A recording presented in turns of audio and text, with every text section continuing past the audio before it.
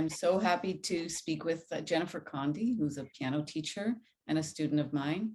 And in this segment of the conversation, we are going to share with you the research that we've embarked on together. As I always ask the student if they have any question, and Jennifer's questions often related to her piano students, being interested in teaching and teaching Alexander technique, and also having a degree in education and teaching in the Faculty of Education. I'm always curious about that. And I was curious about the potential of providing some insights in Jennifer's lesson that may be taken to Jennifer's studio. And we had a whole bunch of experiments with that, and they were successful. So that made me go even more into it. Jennifer, you continue. The day of a switch. Okay, so I asked my husband to create a table for me so that I could adjust the height of the table and I could do standing work with my junior students, learning to keep their shoulder free so that I could move them away from the piano so their habit wouldn't be triggered. And I was telling Gaby about this and how it was working and how excited I was. So she goes, "Why don't we do a mini project?" I go, "That sounds okay, a mini project. That doesn't sound too threatening." So I agreed to do it. And of course, it has ballooned into something quite different in really the most marvelous way.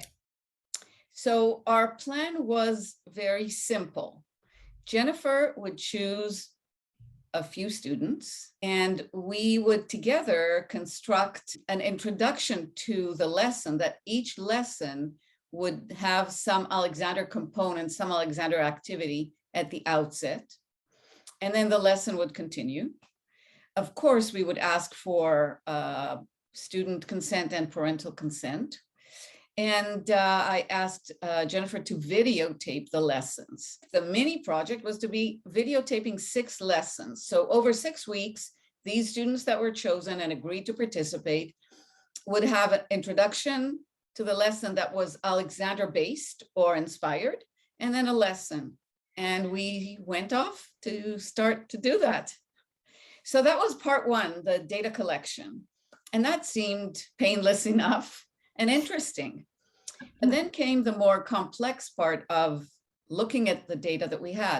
I had access to a platform called WeView that was developed at UBC, and it allows multiple people to view a video and put comments in real time.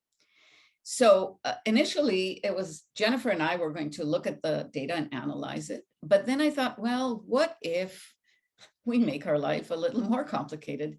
What if we take an Alexander teacher, who's also a piano teacher, who's not involved in teaching these students, and let her watch these videos and make comments? And then why don't we use somebody who's had no Alexander lessons, who's a piano teacher, who doesn't know these kids, and let her watch and put comments, because we had this platform that we were piloting for the university. And so we ended up with a more complex data analysis process where we had multiple viewers put comments on videos of students playing. And we decided to first use one student as a pilot for our analysis and our use of WeView. So we all watched and we all made comments. And then we had regular meetings where we discussed what we watched, and we decided on codes, on specific things to look at, and look at what moments seemed important to each one of the 4 of us. So we chose a pilot. We looked at one student, Fiona, who was 6 at the time. Mm-hmm. And we just analyzed what happened with the interactions with her. So what did we learn? Well, first of all, we looked at how she could demonstrate her learning. And one of them was through her expressing what she was experiencing. And of course, through our observations, and also her ability to use a shared language around release and various other terms that we decided to use. So we could see, I think, a direct relationship between what we were doing with Alexander Technique and the sound she was creating. We had focused specifically on, or I had chosen to focus specifically on, in the terms of these students, because they were all below grade 6 piano, on broken triad patterns, which require a really free wrist and a free elbow and a free shoulder joint. And so we focused on that, and then I selected a piece of repertoire that reflected the broken chord pattern. And in the case of Fiona's repertoire, it was a pretty direct. Some of them were more broken chord shapes. Hers was quite direct. It was full of broken chords. She was in grade 2 piano at the time, so had been with me a year. When we studied the videos, we could see that the work away from the piano helped Fiona to more thoroughly understand what she was going to do at the keyboard, and then she could translate it into her playing more easily. We also could see that her learning wasn't linear. Like she would, in lesson, if I think I'm remembering this correctly, in lesson 3, she had a real breakthrough. It was a really wonderful lesson. We could see she understood everything very well.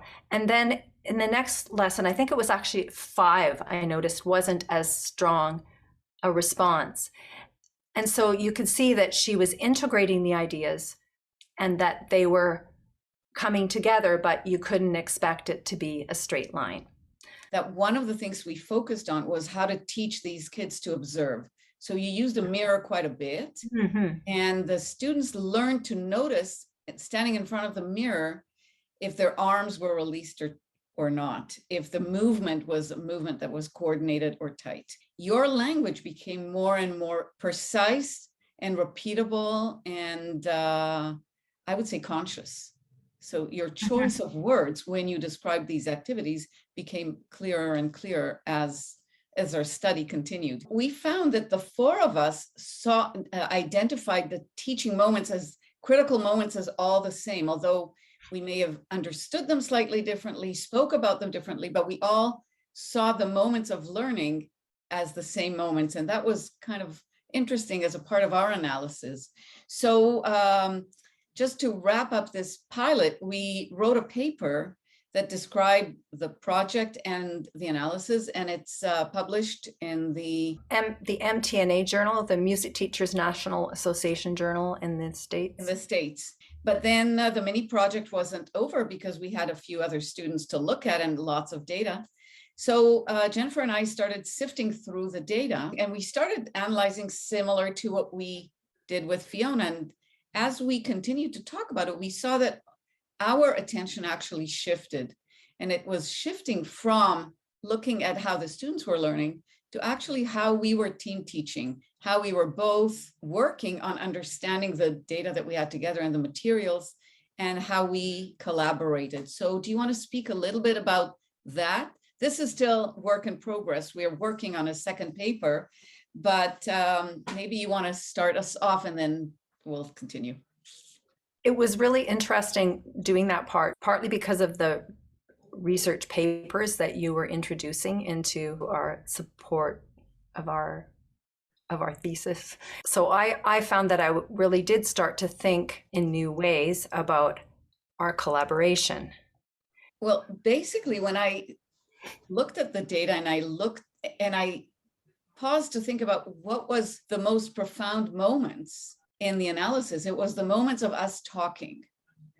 And my doctorate years and years and years ago was about how teachers talk about teaching. And I thought, wait a minute, this is 20 years later, and this is teachers talking about teaching. So what can we learn about how we speak about our pedagogy that will enhance our understanding of Alexander Technique and piano teaching? And so I started reading about this, thinking about this, and together we understood that we were basically co-constructing a particular pedagogy that looked at embodiment. That because Alexander Technique is about moving and thinking, and piano playing is about moving and thinking and making sound, we tried to see how these worlds come together with a deeper understanding of how to do it well. So we are happy to say that multiple drafts of the paper have gone through, and we are getting close to creating a beautiful new paper that looks at this shared pedagogy that is created when a musician, a piano teacher, and an Alexander teacher come together to look at their practice in a systematic way. That is why we're speaking about it here, because of this interest in research, because research, of course, is systematically collecting data and analyzing it. And we've lived through an exploration of how to do it in ways that enriched both of our lives for sure, and I'm sure has changed the way you teach. And I definitely know that it really has changed how I teach. So any concluding thoughts? I think that the opportunity to collaborate is probably the most important way of learning about teaching that I've experienced. Because having to look at a segment of film where I'm teaching, think about what I did, why I did it, and then in turn, how that was affected by my understanding of Alexander technique. It was really helpful. And I saw it so many times in the videos. Yeah, that was a really great experience. Thank you. Well, from my perspective, creating a structure that allows us to look, it really allows us to pause, and things that usually are really intimate, a piano teacher and her student, an Alexander teacher and her student, making that a bit more public, documenting it, and then analyzing that allows us to see. And really, our work was about moving our blind spots and being trusting of each other to see blind spots in a way that we could support through Alexander principles. What is our habit? What are we stopping? How are we directing? How can we use words in a particular way that is more specific? How can we connect words to experience? How can we learn through that? How can I teach by proxy? Can I teach by proxy? Can I teach Jennifer, and Jennifer will take that to her students? And that was the part that I found the most challenging, because all I wanted was to put my hands on the students and explain this. And we've created some opportunities for me to do that, which was really amazing.